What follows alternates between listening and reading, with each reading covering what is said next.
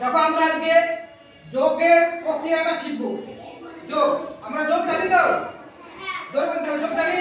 হ্যাঁ আমরা যোগ জানি।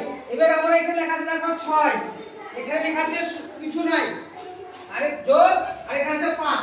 তাহলে আমি 5 এর সঙ্গে কত যোগ করলে 6 হবে? 5 এর সঙ্গে কত যোগ করলে 6 হবে? 1। সুন্দর, তাহলে এখানে কত বসাবো? 1 এখানে বসাবো 1। দেখো 5 যোগ 1, তাহলে 5 এর সঙ্গে 1 যোগ করলে কত হবে? 6। ঠিক আছে, এবার দেখো এখানে কত আছে? 2, আর এখানে ফাঁকা শূন্য, কিছু নাই। তাহলে 2 এর সঙ্গে কত যোগ করলে 6 হবে? 4। এটা সুন্দর হচ্ছে, এখানে হবে 4। ঠিক আছে, এবার কত দেখো এখানে কত আছে? 3, এখানে কিছু নাই, কিছু নাই। 3 এর সঙ্গে কত যোগ করলে 6 হবে?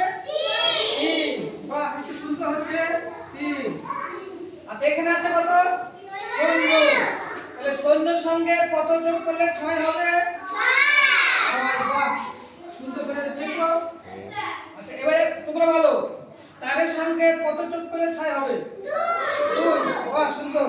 তাহলে আজকে আমরা যোগের প্রক্রিয়াটা শিখলাম। যোগ কিভাবে ভেঙে ভেঙে করতে হয় সেটা শিখবো আমরা। ঠিক আছে।